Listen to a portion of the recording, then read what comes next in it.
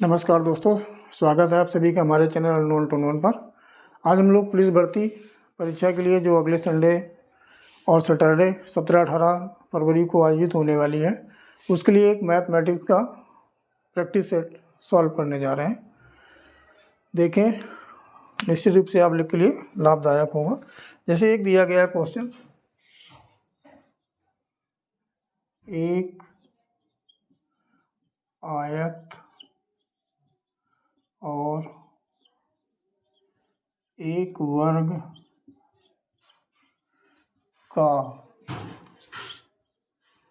परिमाप बराबर है यदि आयत का परिमाप 148 सेंटीमीटर है, तो वर्ग का क्षेत्रफल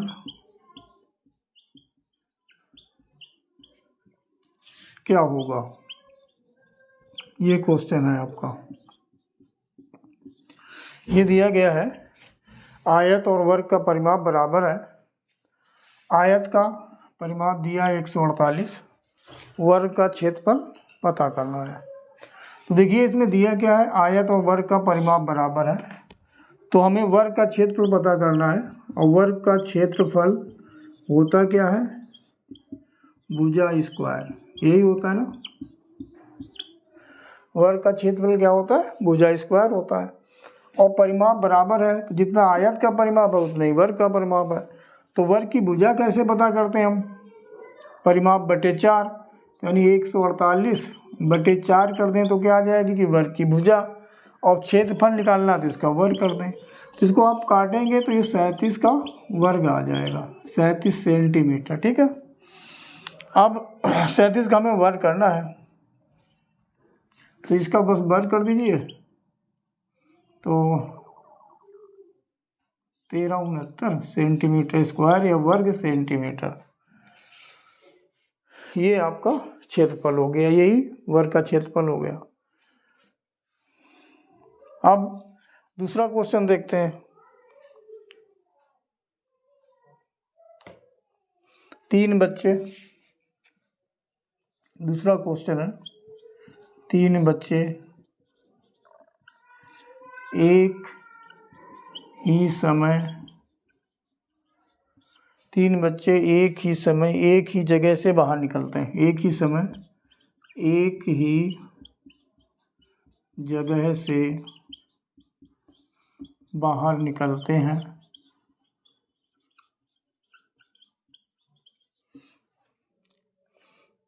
उनके कदमों की माप, उनके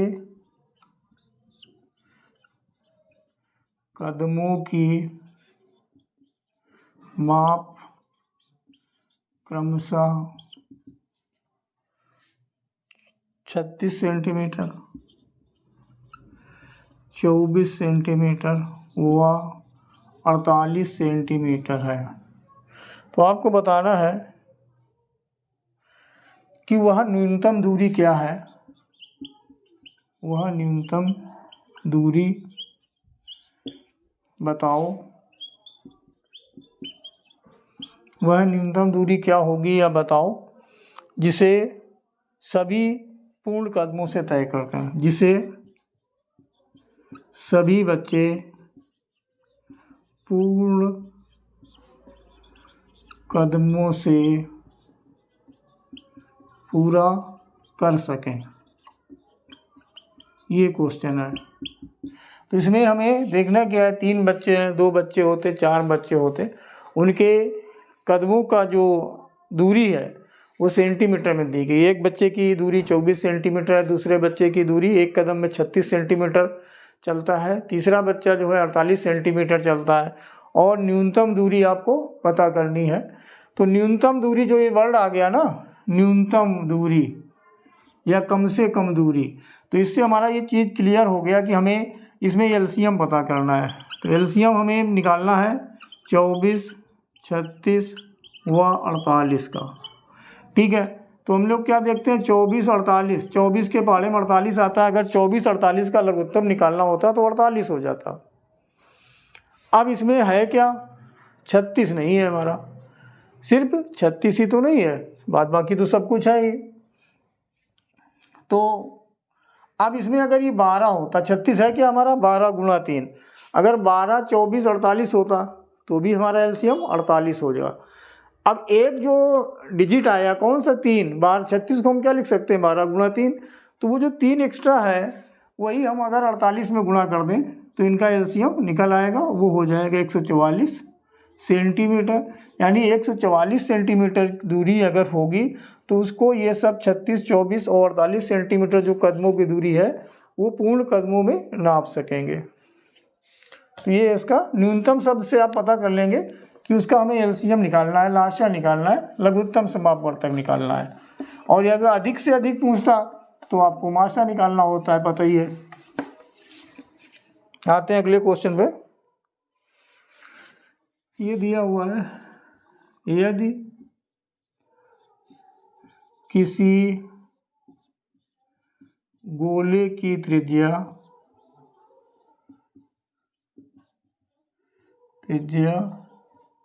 21 सेंटीमीटर है तो गोले का आयतन होगा। ये क्वेश्चन हो गया आपका। गोले की त्रिज्या दी 21 सेंटीमीटर, गोले का आयतन पूछा गया। इसके मैंने क्षेत्रमिति में जब पढ़ाया था उसमें जो भी 2D और 3D फिगर थे सबके क्वेश्चन कराए गए, तो उसमें फार्मूला बताया गया था गोले का आयतन जो हम लोग निकालते हैं। उसको अगर नहीं देखा है तो देख लें, क्योंकि उससे सारी चीज़ें मैच हो जाएंगी आपकी, जो भी पूछा जाएगा। इसमें तो सिर्फ एक क्वेश्चन आया प्रैक्टिस सेट है तो वो आपको बताया दिया। इसका ये होता है 4/3 पाई r क्यूब, 4/3 पाई की वैल्यू 22/7, त्रिज्या 21, क्यूब होता है r क्यूब, तो 3 बार इसको हम लिख देंगे। और आयतन जो भी आएगा वो क्यूबिक सेंटीमीटर में आएगा या घन सेंटीमीटर हो जाएगा। 7 से 1 ये कट जाएगा और ये 3 कट जाएगा। अब तो कुछ कट नहीं रहा है तो हम क्या करें, ये 88 हो गया और 21 का वर्ग 441 हो गया।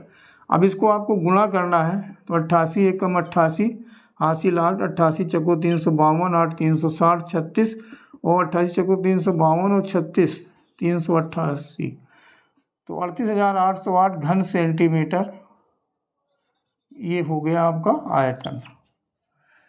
त्रिज्या दी है तो हमें बस 4/3 पाई r क्यूब सॉल्व करना है, आयतन निकल आएगा। अब इसमें लिखा है एक 280 मीटर लंबी रेलगाड़ी 220 मीटर लंबे प्लेटफॉर्म को पार करने में कितना समय लगाएगी। एक 280 मीटर लंबी रेलगाड़ी 220 मीटर लंबे प्लेटफॉर्म को पार करने में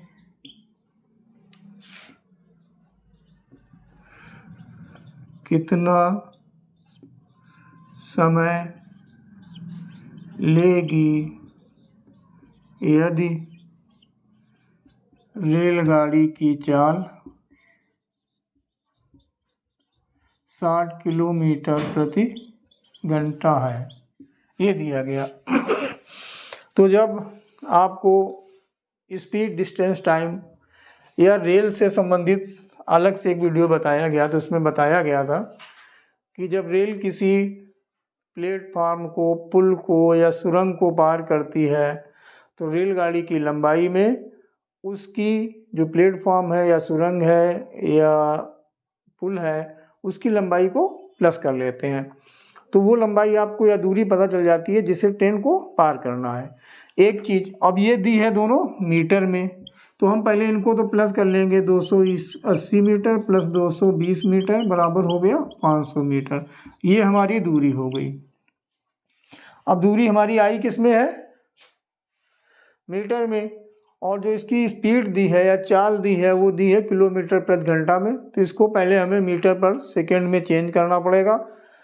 तो जो 60 किलोमीटर प्रति घंटा है इसको अगर हम 5/18 से गुणा कर देते हैं तो ये मीटर पर सेकेंड बन जाता है आपका। अब इसको हम 6 से काट देंगे तो ये 10 आ जाएगा और ये 3 आ जाएगा, मतलब ये हो जाएगा 50/3 मीटर पर सेकेंड। तो ये हो गई दूरी, ये हो गई चाल। तो समय जो निकालना है आपको, समय कितना लगेगा, समय बराबर होता है दूरी बटे चाल।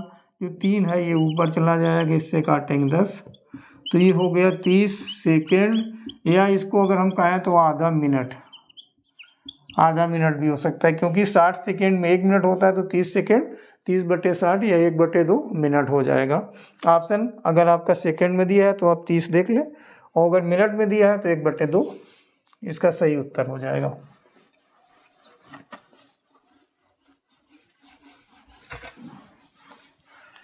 अब आगे क्वेश्चन देते हैं। एक कार का 1/5 भाग ए,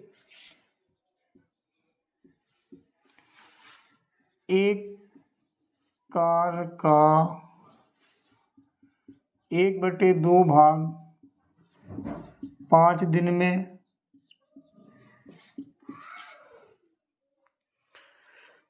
बी इस कार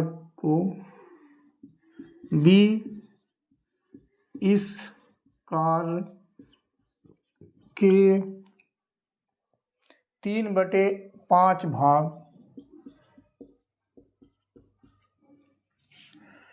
को 3/5 भाग 9 दिन में तथा सी इसी कार के 2/3 भाग को 8 दिन में समाप्त कर सकता है। 8 दिन में समाप्त कर सकता है। तो तीनों मिलकर उस कार को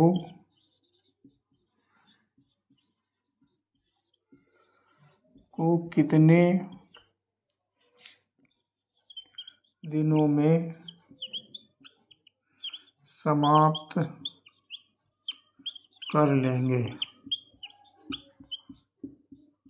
ये आ गया क्वेश्चन। ए बी सी 3 लोग हैं।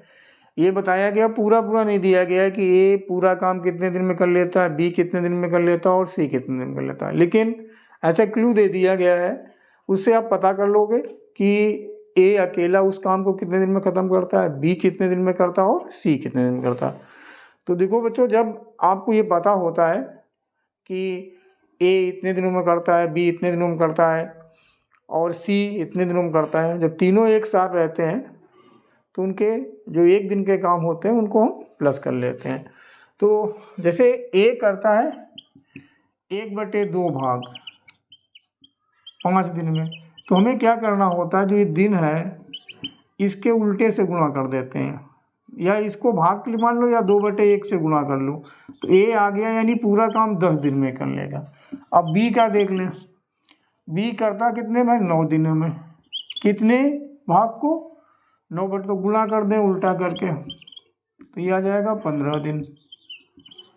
सी जो करता है 2/3 भाग 8 दिनों में, तो इसको उल्टा करके ऐसे कर दें तो ये आ जाएगा 12 दिन।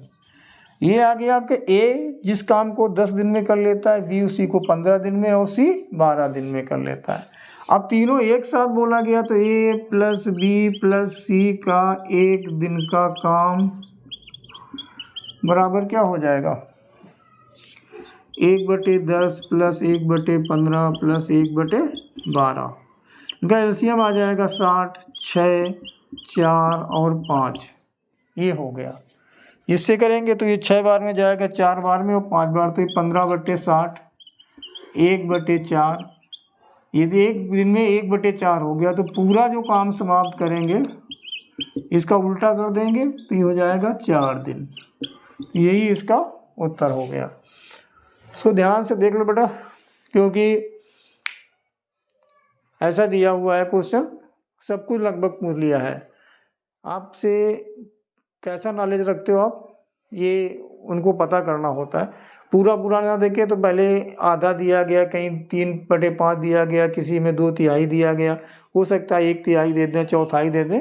तो उसमें पूरा काम समाप्त कैसे करेंगे, कितने में करोगे, उसको हम आसानी से कैसे पता कर सकते हैं, ये आप देख लें। इसके बाद जब एक साथ कर रहे हैं तो आप जानते हो। इसका दूसरा मेथड मैंने बताया था, इसमें यूनिट के हिसाब से तो 10, 12, 15 का हम एलसीएम लेते, 60 आ जाता, फिर 6, 5 कुल मिला के यही प्रोसेस आता आपका। 6, 5, 4 जो आता उसको हम सम करते और 60 को भाग करते, 4 दिन आ जाता। तो वही चीज़ ये भी है।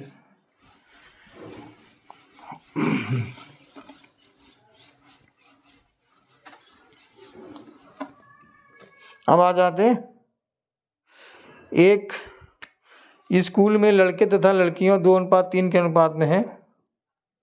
एक स्कूल में लड़के तथा लड़कियां 2:3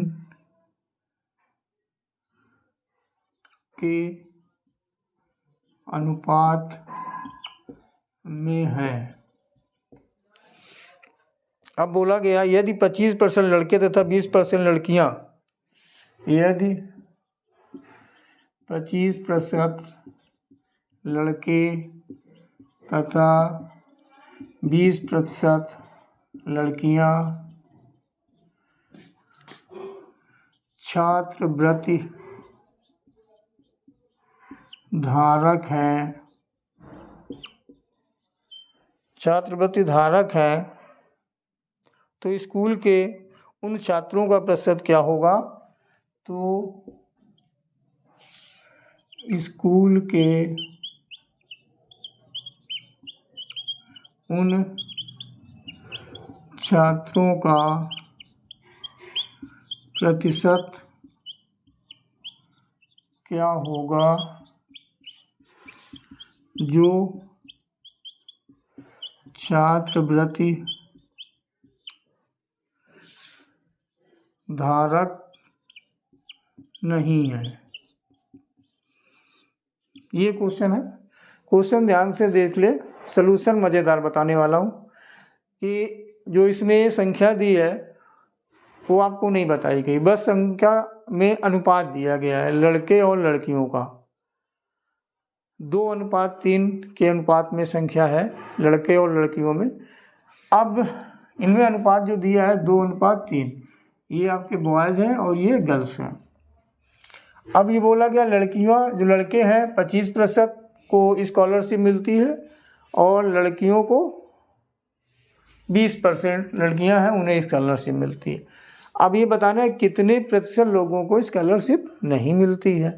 तो आप देखो ये 2:3 है, इसमें एक एक जीरो बढ़ा लो आप। ऐसे ये मान लो कि 20 लड़के हैं और 30 लड़कियां हैं, और कुछ नहीं करना है, इसी से अनुपात से आपने उठा लिया। अब इसमें या तो हम ये पता कर लें कि कितने लोगों को स्कॉलरशिप मिलती है, 25%, तो ये सीधा सा आप डायरेक्ट निकाल सकते हो कितने लोगों को नहीं मिलती है। तो अगर 25% को मिल रही है तो सीधा सा मतलब हुआ कि 75% को नहीं मिल रही।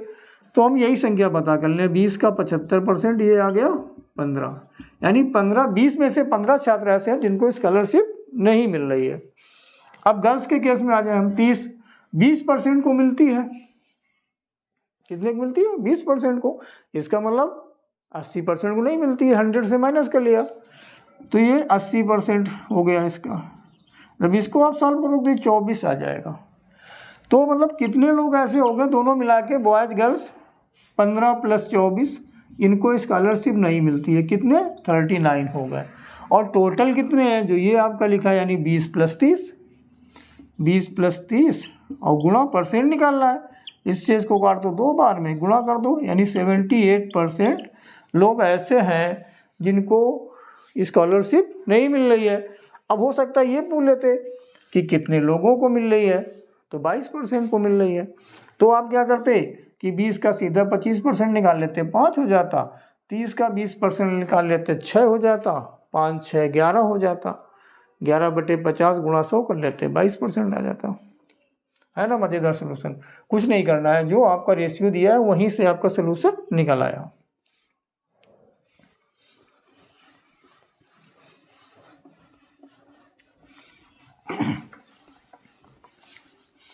अब आते हैं आगे। एक वस्तु को 10% लाभ पर बेचा गया, यदि इसे 80 रुपये कम में बेचा जाता तो व्यापारी को 20% की हानि होती। देखिए ये लिखा है, एक वस्तु को 10% लाभ पर बेचा गया, यदि इसे 80 रुपये कम में बेचा जाता या बेचा गया होता तो 10% की हानि होती। वस्तु का क्रय मूल्य या लागत मूल्य आपसे पूछा गया होगा। वस्तु का क्रय मूल्य है, ठीक। देखिए इसमें ना तो आपको x मानना है न 100 मानना है, बड़ा आसान सा तरीका बताया जा रहा है। 10% लाभ पर बेचा गया, और अगर 80 रुपये कम में बेचा जाता तो 20%, 10% की हानि होती। यानी 10% लाभ और 10% की हानि, इन दोनों को आप प्लस कर लीजिए। 10 और 10 कितना हो गया, 20। ये आपका प्रॉफिट है और ये लॉस है, तो दोनों का डिफरेंस कितना हो गया, 20%। ठीक है ना, ये प्रतिशत था आपका। और ये कितने रुपए के बराबर है, 80 के। तो जब हमें क्रय मूल्य निकालना है तो आपको क्या करना है, 80/20, और प्रतिशत है तो गुणा 100 कर देना। 20 चको 80, 100 गुणा 4, 400 रुपये। ये हो गया वस्तु का क्रय मूल्य। ना x माना ना 100 माना, आप ऐसे ही इसको बड़ी आसानी से निकाल सकते हैं। बढ़िया सा सलूशन है, ध्यान से देखें। 8वां क्वेश्चन, रिया तथा जिया ने क्रमशः, नेक्स्ट क्वेश्चन है, रिया तथा जिया ने क्रमशः 30,000 तथा रुपये 30,000 तथा रुपये 45,000 के निवेश से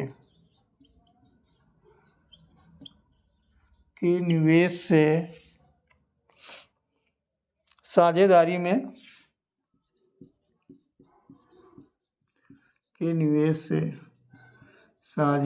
में व्यापार आरंभ किया या शुरू किया। व्यापार शुरू किया।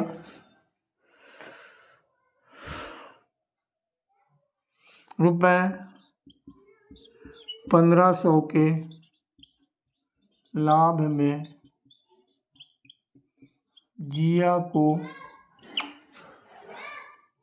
जिया का भाग कितना होगा, जिया का भाग कितना होगा,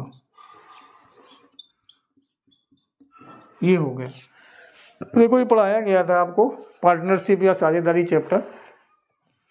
इसमें मैंने बताया था जैसे एक आपकी रिया है और एक की जिया, तो इन्होंने 30,000 लगाया रुपया और इन्होंने लगाया 45,000। सबसे पहले जितने जीरो कॉमन है वो काट दो, 3 जीरो कॉमन थे। अब बचा 30 और 45, इसको 15 से काट दो, ये 2 बार में कट गया, ये 3 बार। यानी इन्होंने जो पैसा लगाया 2:3 के अनुपात में लगाया, तो जो भी उसमें घाटा मुनाफा जो भी होगा वो इसी अनुपात में होगा, 2:3 के। आपको पता करना है किसका, जिया का। तो जिया का अनुपात कितना है 3, और पूरा प्रॉफिट हुआ कितना है 1500। अनुपात योग करके अपान में किया जाता है, जिसका पता करना उससे गुणा कर लेते हैं। तो ये हो गया 300 × 3 बराबर 900 रुपये हो गया उत्तर। यानी जिया को 900 रुपये मिलेंगे। अगर रिया का पता करना होता तो आप 2 से गुणा कर लेते हैं। देखिए कितना आसान सा सलूशन है इसका। आपको कुछ नहीं करना है, सिर्फ एक बार वीडियो देखना है, ध्यान से देखना है। इसीलिए मेरा बार बार कहता हूँ कि जो भी वीडियो देखें पूरा देखें। हर टॉपिक का एक ही एक क्वेश्चन है, लेकिन अगर इसको आप देखेंगे तो लगभग सारे टॉपिक मिल जाएंगे और सारे टॉपिक का आपका एक साथ रिवीजन हो जाएगा। अब आते हैं सरलीकृत कीजिए। 1 सही 2/3, ये क्वेश्चन है अगला। 1 सही 2/3 प्लस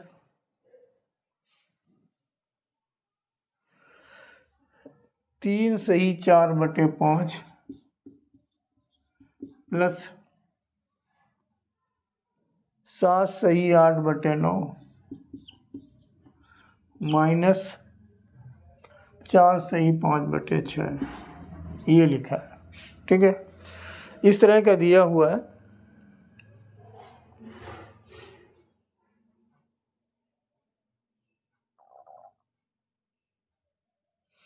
अब इसमें देखो आपको क्या करना है, ऐसा क्वेश्चन दिया है तो सीधा से पहले क्या करते हैं, इनको तोड़ लीजिए।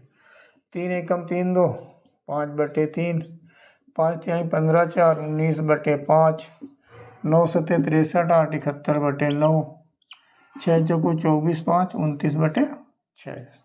इनको प्लस करना है, इसको माइनस करना है। तो इसका जो एलसीएम है आपका 90 आ जाएगा। 3 5 6 90 हो गया। तो इससे जब करेंगे 30 बार जाएगा, 5 से गुणा करेंगे 150 हो जाएगा, इससे करेंगे 18 बार जाएगा, 18 का गुणा 19 से करेंगे 342 हो जाएगा, इससे करेंगे 10 बार जाएगा, इसमें करेंगे 710 हो जाएगा, इससे करेंगे 15 बार जाएगा, 15 का गुणा 29 से करेंगे 435 हो जाएगा।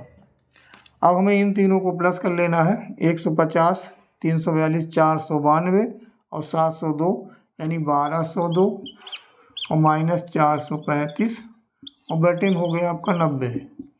तो 435, तो ये बच जाएगा आपका 767 बटे 90। अब इसको अगर आप भाग करोगे तो ये 8 बार जाएगा और बचेगा 47 और यहाँ आ जाएगा 90। तो 8 सही 47/90 ये आपका आंसर ऑप्शन हो जाएगा। और देखें तो इसमें पहले ही दिया हुआ है विकल्प, ये इसको सॉल्व कर लेते हैं। ऐसे पहले इनको ब्रेक कर लिया, ब्रेक करने के बाद हमने एलसीएम ले लिया और फिर जो मेथड होता है सॉल्व करने किया, प्लस माइनस करना था, वो कैलकुलेशन आपको जितनी जल्दी कर सको वही आपके लिए अच्छा रहता है। आते हैं आगे नेक्स्ट क्वेश्चन पर।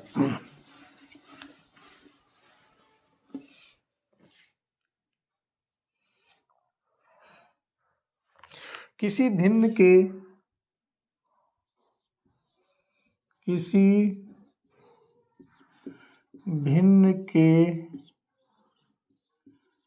अंश व हर प्रत्येक में एक जोड़ने पर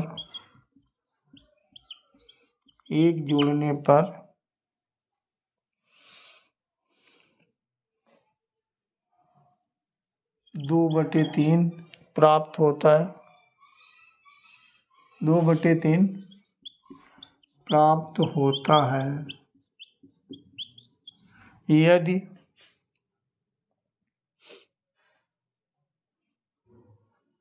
अंश व हर का योग, यदि अंश व हर का योग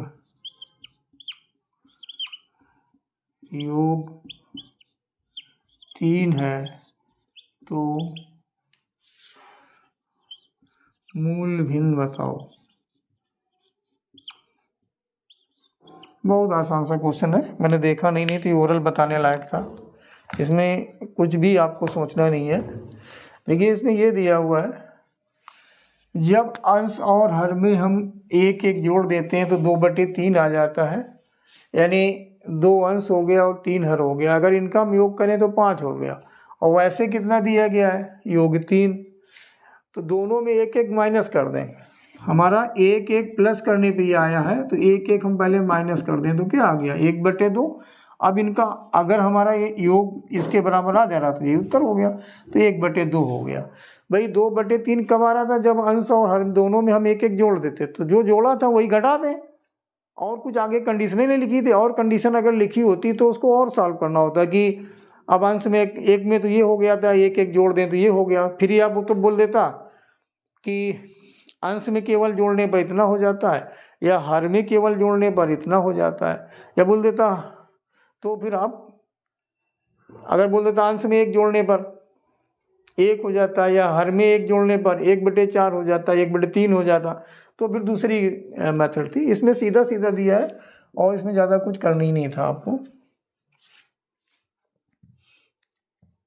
अब जैसे दिया है 105, 165 और 285 का माशा ज्ञात करना है। माशा मतलब महत्तम समापवर्तक ज्ञात करो या है। तो देखो हमारा सीधा सा मतलब ये सब में तीनों संख्याओं में इकाई का अंक 5 है, तो ये 5 से कट जाएंगी। 5 इसको जब भाग करोगे तो 21 आ जाएगा, इसको करोगे 33 आएगा, और इसको करोगे तो 57 आ जाएगा। ठीक है, एक तो ये चीज हुआ, ये कब आपने किया, जब 5 से सबको डिवाइड किया। अब ये जो नंबर आप देख रहे हो ये 3 से कट रहा है, जब 3 से करेंगे तो 7 आ जाएगी, 11 आ जाएगी, 19 आ जाएगा। अब ये नंबर जो है ये सारे कैसे हो गए, अभाज्य संख्याएं आ गई, अभाज्य संख्याएं हो गई। अभाज्य संख्याएं किसी से कटती नहीं है, तो इनका मासा हमेशा 1 होता है, 1 होता है, तो ये आपको लेने ही नहीं है। आपको लेना क्या, एक 5 से पहले आपने डिवाइड किया, तो दूसरा किससे किया था, 3 से इन सबको, और इन सबको किससे किया था, 5 से। तो 5 गुणा आप 3 कर दो, कितना हो गया, 15। तो यही हमारा मासा हो गया, या महत्तम समापवर्तक, या एचसीएफ जिसको बोलते हैं, ये आपका हो गया। कितना सा आसान है। आप जानते हो इकाई के अंक अगर 5 है तो सबसे पहले 5 से कट जाएगी, 5 से कट दिया, या पहले इससे आप 3 से काटते तो भी बाद में 5 से काटना पड़ता। शुरू करिए कहीं से भी।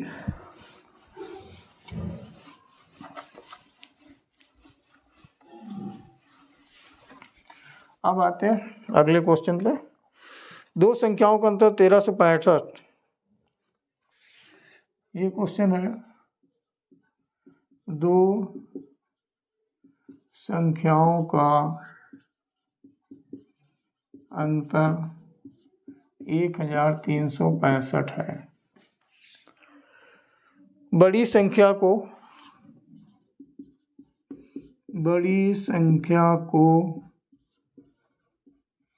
छोटी संख्या से भाग देने पर, बड़ी संख्या को छोटी संख्या से भाग देने पर भागफल 6 तथा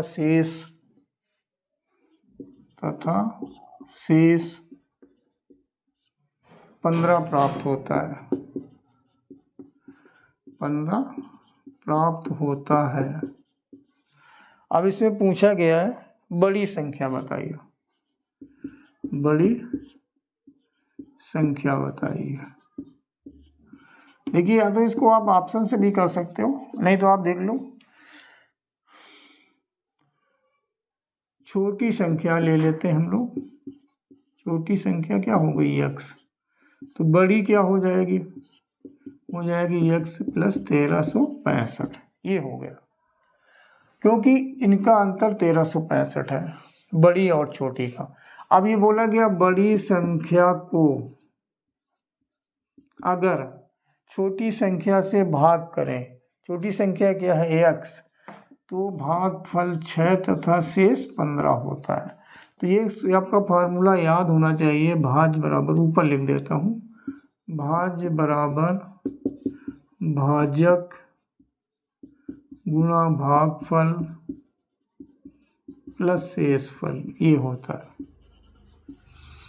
तो ये हो गया x प्लस 1365 बराबर 6x प्लस 15। तो ये हो जाएगा 1350 बराबर 5x। तो x हो जाएगा 270, यानी छोटी संख्या ये आ गई। अब छोटी संख्या ये आ गई, बड़ी संख्या जो है इतनी बड़ी है, तो जो बड़ी संख्या होगी उसमें आपको क्या करना है, 1365 में 270 प्लस कर देना है, तो ये आ जाएगा 1635। ये हो जाएगा आंसर। अगर छोटी पूछता तो आपका यही 270 आंसर हो जाता, और इसमें डी ऑप्शन में दिया भी हुआ है, आप इसको कर सकते हो। बस ये आपको याद रखना है। अगर इंग्लिश मीडियम है तो लिख लें dividend equal to divisor into quotient plus reminder.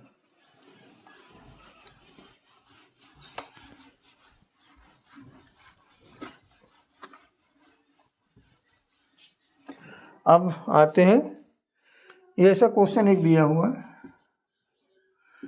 2.75 का होल क्यूब माइनस 1.25 का होल क्यूब अपान में, अच्छा ये दिया हुआ है।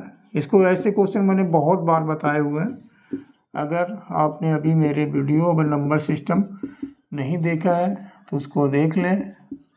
देखिएगा ये हो गया, तो इसका आंसर जो आएगा सिर्फ 2.75 माइनस 1.25 इक्वल टू 1.5 या 1.50 होगा। ये आंसर हो गया। क्यों, आपको बताया गया था ये आइडेंटिटी होती है क्यूब माइनस बी क्यूब बराबर होता है a minus b, a square plus a b plus b square. तो इसके नीचे जो ये लिखा हुआ, ये वाला पार्ट ये लिखा हुआ है, ये यहाँ अगर आप लिख दोगे ऐसे करके, ऐसा अगर है तो ये कैंसिल हो जाएगा। ए आपका कितना है ये, और बी कितना है ये, तो इसमें 2.75 माइनस 1.25 बस करना है, आपका आंसर आ जाता है। तो देख के आप कर सकते हो, इसमें कुछ भी कैलकुलेशन आपको नहीं करना है। और अगर यहाँ प्लस लगा होगा तो इस जगह माइनस होगा, सब कुछ कट जाएगा। इन दोनों नंबर को आप फिर प्लस कर लीजिए, आंसर तुरंत आ जाएगा।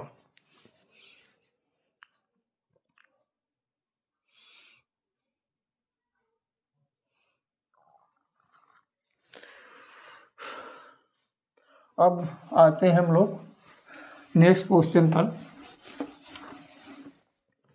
ये है, रवि को ₹2500 की आवश्यकता थी। उसने कुछ राशि ए से और कुछ राशि बी से उधार ली। ए को उसने 5% ब्याज दिया, बी को 7% दिया। यदि एक वर्ष के अंत में उसके द्वारा दिया गया कुल ब्याज 160 हो तो उसने ए से कितनी राशि उधार ली थी। 2500 रुपये लेना था। ऐसे मान लीजिए रवि को रुपये 2500 की आवश्यकता थी।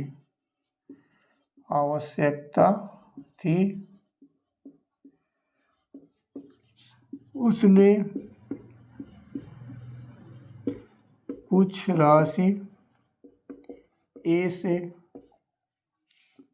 5% तथा कुछ राशि बी से 7% वार्षिक साधारण ब्याज की दर से उधार लिया या लिया। वर्ष के अंत में कुल ₹160 ब्याज के रूप में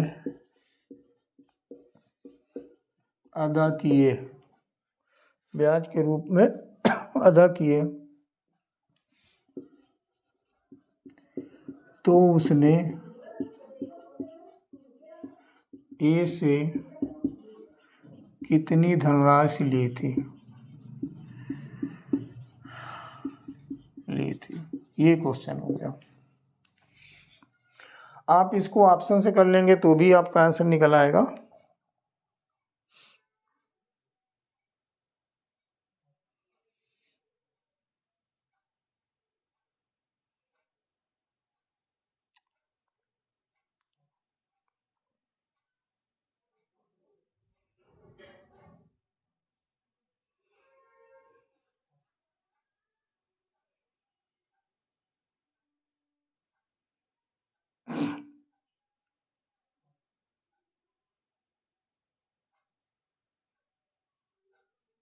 देखिए ऐसे कर लें हम, ऑप्शन से देखें।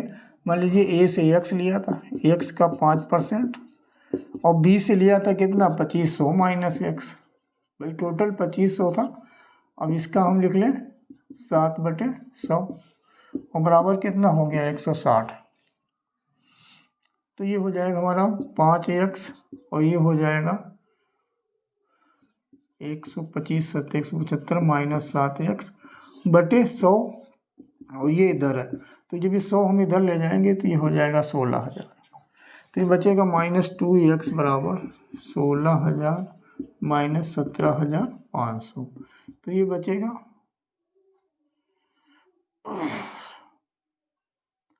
17,500 1500 माइनस का -2x, माइनस कैंसिल x हो गया 750।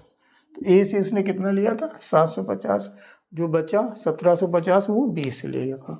तो इस तरह से आप कर सकते हैं। 750 ऑप्शन में दिया था, ऑप्शन से चेक कर लेते हैं तो भी आपको मिल जाता है आंसर। ठीक है, अब आते हैं अगले क्वेश्चन पर। कुछ क्वेश्चन और करा देते हैं।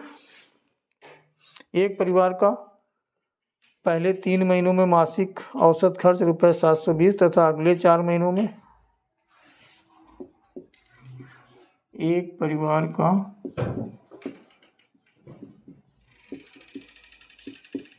पहले 3 महीनों का औसत मासिक खर्च ₹720 तथा अगले 4 महीनों का औसत मासिक खर्च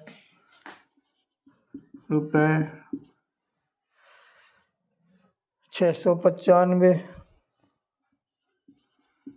तथा अगले, अब बचे कितने 5 महीने, अगले 5 महीनों का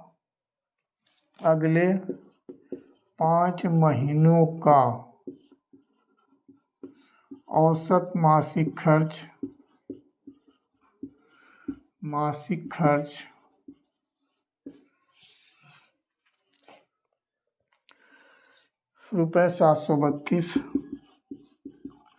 है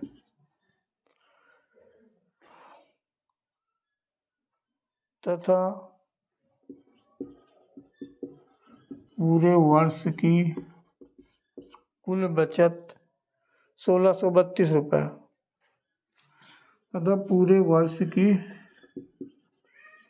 कुल बचत ₹1632 हो तो परिवार की मासिक आमदनी कितनी है, ये मासिक आमदनी है। ये क्वेश्चन हो गया आपका। औसत खर्च दिया है, पहले 3 महीने का, फिर अगले 4 महीने का, फिर अगले 5 महीने का, और बचत बताई गई है पूरे वर्ष में कितनी हो पा रही है। इसके बाद आपसे पूछा गया है, पूरे वर्ष की आमदनी नहीं पूछी गई, मासिक पूछी गई यानी मंथली। तो जो देखो क्वेश्चन में दिया है पहले 3 महीने का 720, तो कुल हम निकाल लें। 3 महीने में कुल कितना हो गया, फिर 4 महीने का 695 और ये 4 से गुणा कर दें, क्योंकि औसत है इसलिए गुणा करना पड़ रहा। औसत खर्च अगर 720 रुपये है तो 3 महीने का कितना हो जाएगा, 3 से गुणा करना पड़ेगा। ऐसे ही इसमें प्लस जो 5 महीने का है कितना 732 गुणा 5, ये हो गया। इतनी तो उसकी औसत खर्च हो गई। ये 3 हो गया, ये 4 हो गया, ये 5 हो गया, 12 महीने का खर्च निकल आएगा। अब इसमें हम और क्या करें, जो उसकी मासिक बचत है उसको भी प्लस कर दें, वो कितनी है 1632। तो ये पूरे वर्ष की उसकी कमाई आ जाएगी, आमदनी आ जाएगी। और हमसे पूछा गया मासिक, तो हम क्या करें, इसको हम 12 से भाग और कर दें। 12 से भाग क्यों कर रहे हैं, क्योंकि एक वर्ष में 12 महीने होते हैं। तो इसको जो हम गुणा करेंगे तो ये आ जाएगा 2160, इसको करेंगे तो ये हो जाएगा 2780 और जब इसको करेंगे तो ये हो जाएगा 3660 और ये 1632 था और बटे में हमने क्या कर दिया 12, 2160 2780 4940 4940 और 3660 8600 8600 8616 8600 हुआ ना और 8616 102 और 32 बटे 12 इतना कर देना है आपको। 12 अट्ठे 96 6 12 अट्ठे 96 12 अट्ठे 96 बचा 6 12 पंचे 60 12 दूनी 24 तो दशमलव में आ जा रहा। कुछ कहीं मिस्टेक तो नहीं हो गई है भाई। हमने 720 गुणा 3 2160 हो गया, 695 2780 हो गया, 732 पंचे 3660 हो गया और ये 1632 ही तो दिया था, इतना ही दिया था। तो 2160 ये जो हम जुलस करेंगे तो 4940 86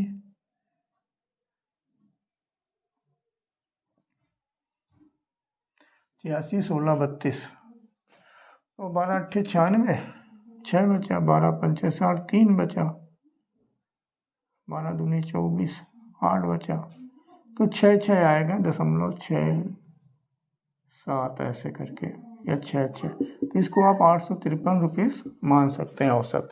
तो ये मासिक उसकी आमदनी थी उस परिवार की। ठीक है, तो इतने क्वेश्चन हो गए 14-15 आज के प्रैक्टिस के लिए। आप इतने ही क्वेश्चन करें, फिर नेक्स्ट वीडियो में आपको आगे और मिलेगी। लेकिन जो क्वेश्चन बताए गए हैं ये बहुत ही इम्पॉर्टेंट है आपके परीक्षा में, इससे 2-4 क्वेश्चन जरूर आएंगे। भले ही नंबर एकदम सेम ना हो लेकिन इससे क्वेश्चन जरूर मिलने वाले हैं आपको। इसलिए वीडियो देखें और वीडियो देखें तो पूरा देखें, और अगर देखने के बाद लगे कि आपके मतलब के हैं, आपके काम के हैं, आपके लिए यूज़फुल है तो हमारे वीडियो को लाइक और शेयर करना ना भूलें। जय हिंद, वंदे मातरम, नमस्कार।